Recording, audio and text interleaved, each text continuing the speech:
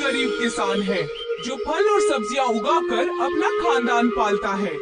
वो अपने बगीचे में गोबर और बाकी नामियाती खाद का इस्तेमाल करता था, जिससे उसकी उगाई बहुत सी चीजें ताज़ा होती है और सभी ग्राहक उससे ही फल और सब्जियां खरीदते हैं।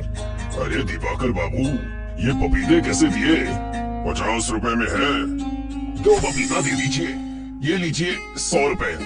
दिवाकर के पास ग्राहकों की कमी नहीं है, पर उसी के बगल में ठेला लगाए बैठे भैरव के पास दिन में 1-2 ग्राहक ही आते हैं, क्योंकि भैरव फल और सब्जियां उगाने के लिए रासायनिक खाद का इस्तेमाल करता है, जिससे उसकी उगाई चीजें अच्छी नहीं होती और उसकी आमदनी भी कम होती है, और इसी वजह से वो दिवाकर से जलता है।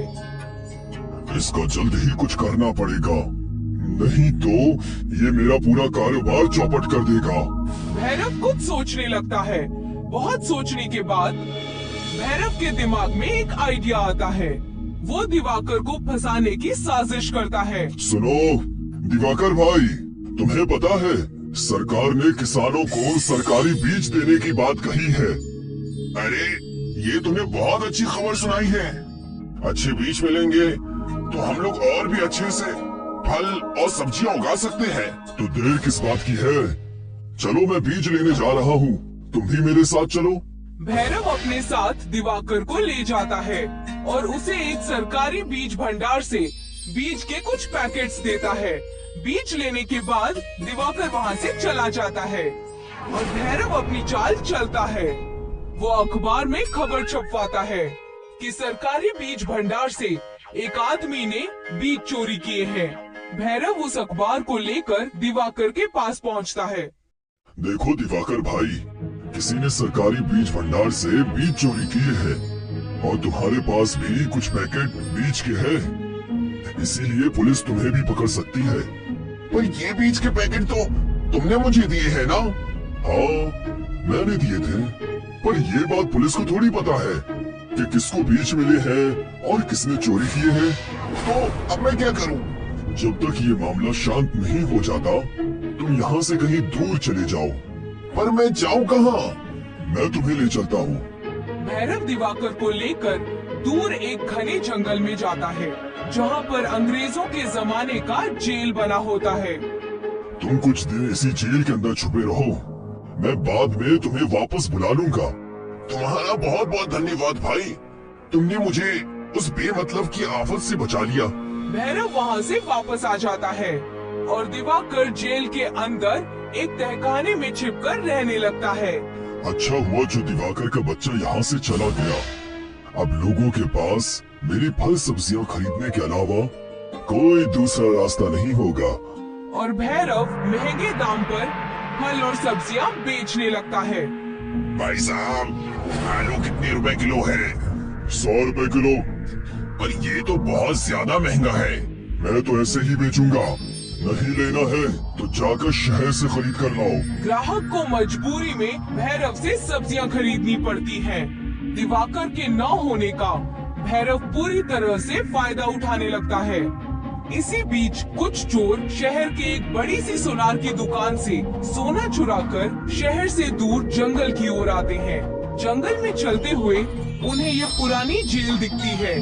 सभी आकर इस जेल के पास खड़े हो जाते हैं। इस सोने को छुपाए कैसे? कुछ तो नया उपाय ढूंढना पड़ेगा। अगर पुलिस ने पकड़ लिया तो समझ लो जेल में चक्की पीसनी पड़ेगी। क्यों ना हम इस सोने को गलाकर ईंट बनाए और इसे जेल के बाहर से लगा दे। इससे पुलिस को कोई सबूत भी नहीं मिलेगा। हाँ ये तो बहुत अच्छा सुझाव है। वैसे तुम चोर हो, पर तुम्हारा दिमाग तो पुलिस से भी तेज है। सभी चोर शहर से चुराए हुए सोने को आग से पिघलाते हैं और उनसे ईंट बनाने लगते हैं। चोर सोने से बनाई हुई ईंटों को जेल के बाहर से लगा देते हैं, जिससे पूरी जेल सोने की बन जाती है और चमकने लगती है। ये हुई ना बात। देखो, हमने अंग्रेजों की इस जेल को सोने की जेल में बदल दिया है। अब पुलिस तो क्या, सीबीआई वाले भी हमको पकड़ नहीं सकते। चलो यहाँ से चलते हैं, शहर में जाकर मजे करते हैं। सभी चोर खुशी खुशी शहर के लिए निकल जाते हैं। दूसरी ओर कुछ दिन बीत जाने के बाद भैरव दिवाकर को देखने के लिए जंगल में आता है। वो जेल के अंदर जाता है और जोर से आवाज लगाता है, महाराजा दिवाकर भाई, मैं भैरव हूँ। भैरव की आवाज सुनकर दिवाकर जेल के तय खाने से बाहर आता है। अच्छा किया भाई, जो तुम मुझसे मिलने आ गए, नहीं तो मैं यहाँ पर घुट घुट कर मर ही जाता। भैरव दिवाकर को देखता है और अपने मन में सोचता है, तू मर जाएगा तो मेरा तो फायदा ही फायदा होगा। भैरव के मन में दिवाकर को धोखा देने का ख्याल आता है। वो दिवाकर से कहता है, अरे भाई, क्यों मरने की बात कर रहे हो? अगर तुम्हारा दम घुट रहा है तो चलो, मैं तुम्हें नदी के पास ले चलता हूँ। वहाँ पर कुछ देर ताजी हवा पर बैठते हैं, और वैसे भी तुमसे कुछ बात करनी है। दिवाकर और भैरव जैसे ही जाने के लिए मुड़ते हैं, तभी वहाँ से एक सोने की ईंट नीचे गिर जाती है, जिसकी आवाज सुनकर ये दोनों रुक जाते हैं। भैरव देखता है कि ईंट बहुत चमकदार है। वो पास जाता है और ईंट को उठाता है। ये तो सोने की ईंट है। भैरव जेल की ओर नजर घुमाता है तो देखता है पूरी जेल सोने के ईंटों से बनी है। ये देखकर भैरव बेहद खुश हो जाता है। उसको खुश होता हुआ देख दिवाकर उससे पूछता है, क्या हुआ भाई, तुम बहुत खुश नजर आ रहे हो? भैरव ईंट को पीछे छुपाते हुए हड़बड़ी में कहता है, कुछ नहीं, तुम जाओ यहाँ से। आपने तो कहा कि हम दोनों नदी के किनारे ताजी हवा में जाएंगे, और आप मुझसे कुछ बात करना चाहते हो। मैं ये कह रहा था कि पुलिस ने उस चोर को पकड़ लिया है, जिसने बीज भंडार में सरकारी बीज चुराया था। अब तुम्हें कोई खतरा नहीं है। जाओ, तुम अपने घर जा सकते हो। ये तो तुमने दिल खुश करने वाली खबर सुना दी। चलो घर चलते हैं। नहीं, मुझे थोड़ा काम है। तुम चलो, मैं बाद में आता हूँ। ठीक है, तुम अपना काम खत्म करके आओ, मैं जा रहा हूँ। दिवाकर खुशी खुशी अपने घर के लिए निकल जाता है। दूसरी ओर सोने के ईंटों से बनी जेल को देखकर भैरव खुशी से पागल हो जाता है। मेरी तो लॉटरी लग गई। कहाँ 50 रुपए की सब्जियां बेचनी पड़ती थी, और अब करोड़ों का सोना मेरे हाथ लग गया है। भैरव जेल की दीवारों पर लगी सोने के ईंटों को निकालने लगता है और पास में पड़े एक थैले में सोने के ईंट भरने लगता है। तभी शहर से सारे चोर वापस आ जाते हैं। अच्छा बेटा, हमने ये सोना तुम्हारे लिए चुराया है। कौन हो तुम? हमारा सामान चुराते हो और हमसे ही पूछते हो कौन हो तुम? ये सोना मेरा है, इसे पहले मैंने ही देखा है, पर इसे यहाँ तो हम लेकर आए हैं ना। भैरव चोरों की बातों को अनसुनी करके सोने के ईंटों को थैले में भरने लगता है। लगता है ये ऐसे नहीं मानेगा। चलो उसके हाथ पैर तोड़ते हैं। तीनों चोर मिलकर भैरव को मारने लगते हैं। ये सभी लड़ाई कर ही रहे होते हैं कि तभी कुछ पुलिस वाले जो कि इस जंगल के पास से गुजर रहे थे, वो इन्हें देख लेते हैं। वो देखो, वहाँ पर कुछ लोग लड़ाई कर रहे हैं। चलो, जल्दी चलो। इंस्पेक्टर सोने की जेल के पास आ जाता है। बाप रे, इतना सारा सोना! ये सोना हमारा है, हमने इसे शहर से चुराया है। अच्छा, तो शहर में जो सोने की चोरी हुई है वो तुमने चुराया है। हवलदार, इन सबको गिरफ्तार कर लो। इंस्पेक्टर साहब, मैं चोर नहीं हूँ। अगर चोर नहीं हो तो ये सोना थैले में भरकर कहाँ ले जा रहे थे? इंस्पेक्टर सभी चोरों को और भैरव को जेल में बंद कर देता है और सारा सोना ले जाकर शहर में उस सोनार को वापस कर देता है जिसकी दुकान से ये सोना चोरी हुआ होता है। दूसरी तरफ दिवाकर मेहनत करके अपने खेतों में फल सब्जियां उगाता है और अपनी जिंदगी खुशी खुशी बिताने लगता है। योगी और नीतू का सब्जियों का बगीचा था। दोनों मिलकर सब्जियां उगाया करते थे और फिर बाजार में ये सब्जियां फरोख्त किया करते थे। सब्जियां, ताजी ताजी सब्जियां, आलू, गोभी, मटर, टमाटर, ताजे ताजे। आलू 15 रुपए किलो, मटर 30। उनकी ताजी सब्जियों की बाजार में अच्छी मांग थी। कुछ ही देर में उनकी सारी सब्जियां खत्म हो जाया करती थी और वो लोग घर लौट जाया करते थे। घर पे उनकी बेटी रानी उनका इंतजार किया करती थी। रानी बीमार थी, इसलिए वो ज्यादा से ज्यादा वक्त आराम ही किया करती थी। अम्मी, अबू, मैं आपका इंतजार कर रही थी। आप मेरे लिए पकौड़े लाए हैं क्या? नहीं बेटा, आज बाजार में पकोड़े वाला आया ही नहीं। तुम्हारे लिए पकौड़े तो नहीं लाए, लेकिन ये देखो। वाह, आम। रानी को तली हुई चीजें बेहद पसंद थी, लेकिन वो चीजें उसके लिए जहर थी। रानी के दिल में छेद था और उसके ऑपरेशन के लिए ही उसके वालिदैन इतनी मेहनत कर रहे थे और हर रोज की कमाई से वो लोग ज्यादातर पैसे अलग कर दिया करते थे। आपको क्या लगता है, कब तक हम पैसे जमा कर पाएंगे? मालूम नहीं, लेकिन हम कोशिश करते रहेंगे। रानी, योगी और नीतू की जान थी। वो किसी भी हालत में बस रानी को ठीक करना चाहते थे। रोज सुबह 5 बजे दोनों खेतों के लिए निकल पड़ते थे। सुबह 9 बजे तक खेतों का सारा काम निपटा कर बाजार के लिए रवाना हो जाते थे और यहाँ बाजार में घंटों कड़ी धूप में खड़े रहकर सारी सब्जियां बेचा करते थे। एक रोज की बात है, नीतू और योगी खेतों में काम कर रहे थे। क्या तुम आज तन्हा बाजार जा पाओगी? चली तो मैं जाऊंगी, लेकिन आप कहाँ जा रहे हैं? गर्मियां आने वाली हैं और गर्मियों में नींबू की काफी मांग होती है, इसलिए मुझे नींबू के पौधे खरीदने हैं। वैसे भी बाजार में नींबू के दाम में इजाफा हो रहा है। हाँ हाँ, जरूर जाइए। हमें कैसे भी करके जल्दी से जल्दी ऑपरेशन के लिए पैसे जमा करने हैं। हाँ। नीतू सारी सब्जियां लेकर बाजार के लिए निकल गई और योगी नींबू के पौधे खरीदने निकल पड़ा। योगी एक पौधों की नर्सरी में पहुंचा। जी फरमाइए, मुझे नींबू के पौधे चाहिए। भाईजान, एक भी पौधे नहीं है, सारे फरोख्त हो गए। ठीक है। योगी दूसरी नर्सरी में गया। नींबू के पौधे हैं क्या? नहीं भाई, सारे खत्म हो गए। ठीक है। योगी कई और नर्सरी में गया, उसे कहीं भी नींबू के पौधे नहीं मिले। अरे अब क्या करूं? सोचा था नींबू को पौधे से नींबू उगाकर फरोख्त करूंगा तो कुछ अच्छे पैसे मिलेंगे, लेकिन मुझे तो एक भी पौधा नहीं मिला। योगी अपनी सोच में चल रहा था, तभी उसका तवज्जो जंगल के बीच बने एक घर की जानिब गया। इस घर के बाहर बहुत बड़ा बगीचा था और पूरे बगीचे की हालत बेहद खराब थी। एक ज़ईफा खातून बड़ी मुश्किल से इस बगीचे की सफाई करने की कोशिश कर रही थी।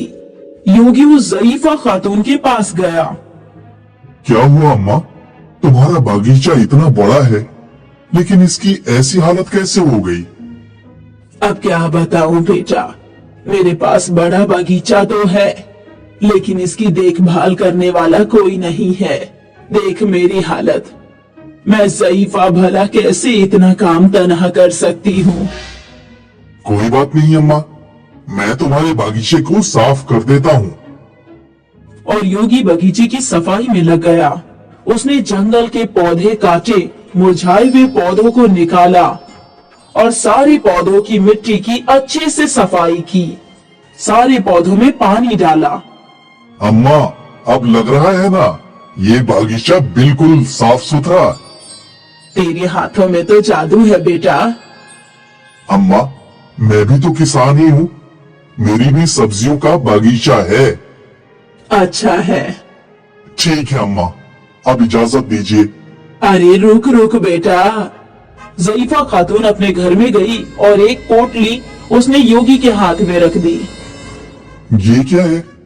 नींबू के बीज है, तुझे नींबू उगाने हैं ना?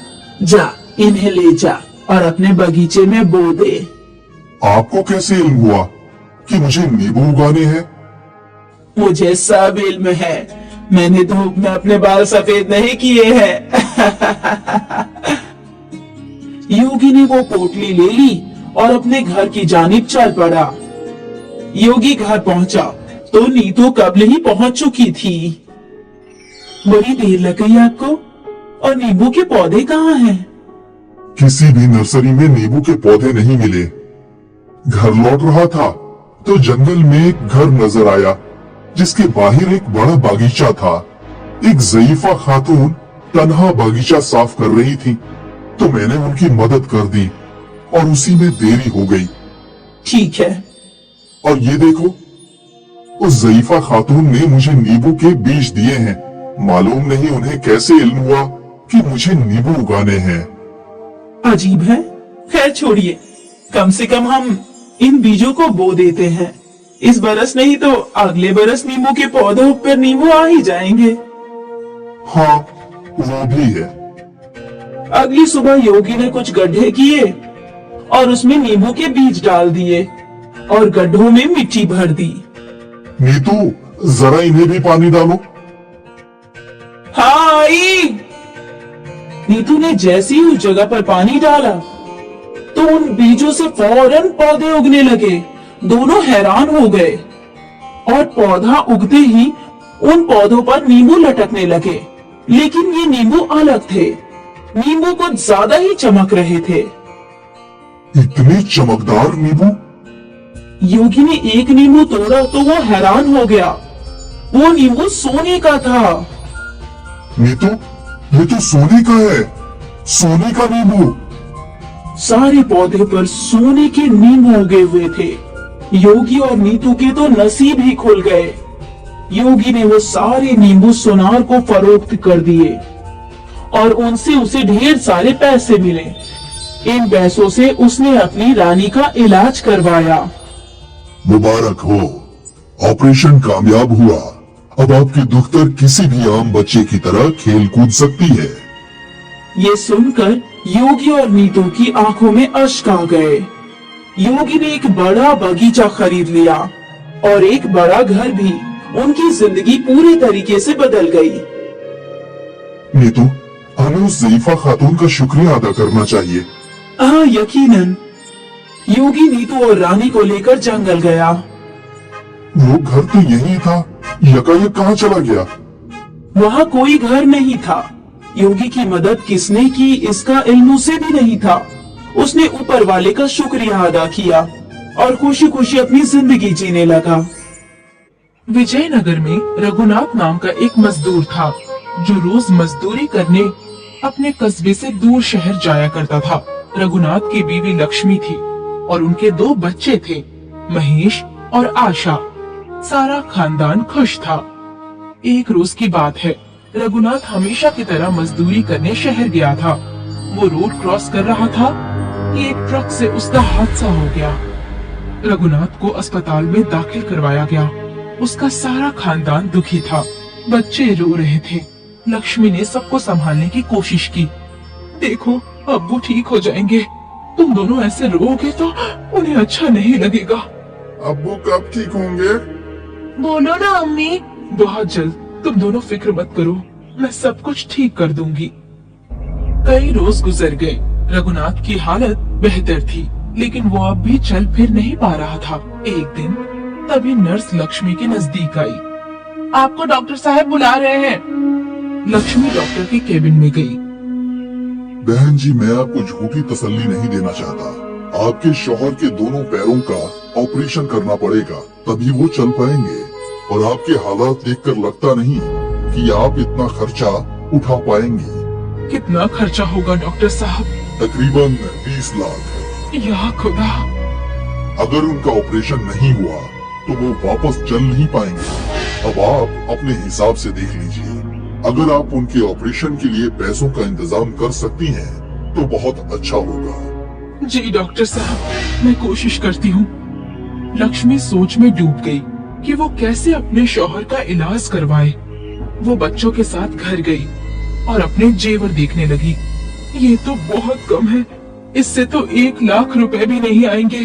घर भी संभालना है और इनका इलाज भी करवाना है। कैसे होगा ये सब? लक्ष्मी अपने जेवर देख ही रही थी कि उसके दोनों बच्चे उसके पास आए। अम्मी, क्या तुम ये मंगलसूत्र और कंगन बेच दोगी? और कोई रास्ता नहीं सूझ रहा है बेटा।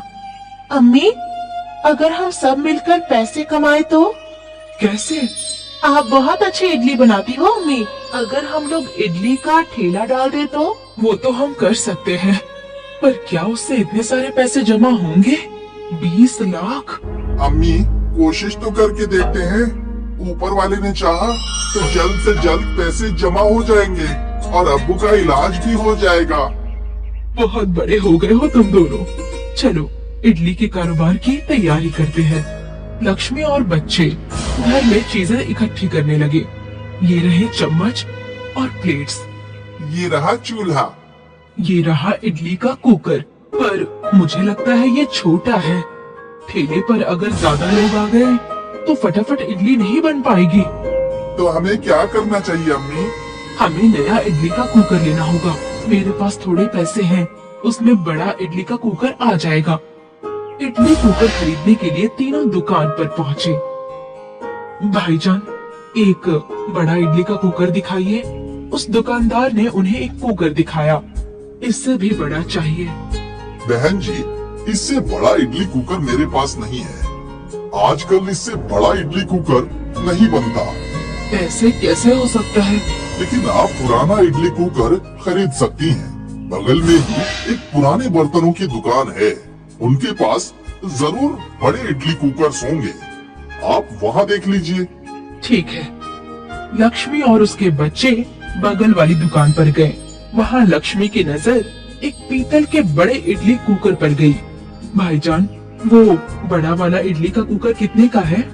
वो पुराना वाला वो 500 रुपए का है। ठीक है, वो मुझे दे दीजिए। लक्ष्मी और बच्चे वो बड़ा पीतल का इडली कुकर लेकर अपने घर आए। घर पहुंचकर, अम्मी, आपने यही इडली कुकर क्यों चुना? बगल में कितने चमकदार स्टील के कुकर भी थे, तो ये पीतल का ही क्यों? क्योंकि ये पीतल का है। पीतल में इडलियों का जायका और भी अच्छा हो जाता है। और तो और हमें ये बहुत अच्छे दाम में मिला। लेकिन अम्मी, हमें नया कुकर लेना चाहिए था ना। देखो ना, इस पे कितनी गंदगी है। आशा, ये पीतल का है। अभी इसे घिसूंगी ना तो चमकने लगेगा। ठीक है अम्मी। लक्ष्मी ने वो इडली कुकर धोया और वो चमकने लगा। अरे वाह, ये तो चमक रहा है। कहा था ना मैंने। और आशा, इसीलिए कहते हैं ओल्ड इज गोल्ड। माँ, इसमें इडली बनाकर देखो तो। हाँ, बनाती हूँ। लक्ष्मी ने उस इडली कुकर की थालियों में इडली का आटा डाला और उसे गैस पर चढ़ा दिया। अब हमें 8 मिनट इंतजार करना होगा ना अम्मी? हाँ बिल्कुल। दोनों बच्चे इडली बनने का इंतजार कर रहे थे। उन दोनों की नजर घड़ी के कांटे पर ही टिकी थी। जैसे ही घड़ी में 8 मिनट हुए। हो गया, 8 मिनट हो गया। हाँ हाँ, सब्र करो, खोलती हूँ। जैसे ही लक्ष्मी ने कुकर खोला तो कुकर के अंदर से रोशनी चमकने लगी। सफेद आटा सुनहरा कैसे हो गया? जैसे ही लक्ष्मी ने वो इडली बाहर निकाली तो वो हड़बड़ा गई। ये इडली पत्थर की कैसे हो गई? पत्थर की नहीं, सोने की। सोने की इडली? लक्ष्मी एक सोने की इडली लेकर जौहरी के पास गई और वहाँ उससे जांच करवाने लगी। ये खरा सोना है। ये सुनकर लक्ष्मी को अपने कानों पर यकीन नहीं हुआ। वो घर लौटी और ये बात अपने बच्चों को बताई तो वो खुशी से कूदने लगे। हमारे पास इतनी सारी सोने की इडली है। अम्मी, इनको बेचकर हम अब्बू का इलाज करवा सकते हैं ना? हाँ, ये इतना सारा सोना है कि हम सोच भी नहीं सकते बच्चों। कुछ दिनों बाद लक्ष्मी ने जौहरी को 2 सोने की इडलियां बेच दी और उससे मिले हुए पैसों से अपने शौहर रघुनाथ के पैरों का ऑपरेशन करवाया। रघुनाथ वापस चलने लगा। 2 और सोने की इडलियां बेचकर लक्ष्मी ने नया घर खरीद लिया। रघुनाथ और उसका खानदान नए घर में हंसी खुशी रहने लगे। आज भी वो इडली का कुकर लक्ष्मी के पास ही है, लेकिन वापस उसने कभी सोने की इडली नहीं बनाई। अम्मी, क्या हम वापस सोने की इडलियां नहीं बनाएंगे? नहीं, क्योंकि ऊपर वाले ने हमें जितना दिया है वो हमारे लिए काफी है। और वैसे भी आशा, अम्मी हमेशा बोलती है ना, लालच बुरी बला है। हाँ, और हमें लालच बिल्कुल नहीं करनी चाहिए। बिल्कुल सही। अब तुम दोनों भूल जाओ कि हमें कभी जादुई इडली कुकर मिला भी था और हमेशा खुश रहो।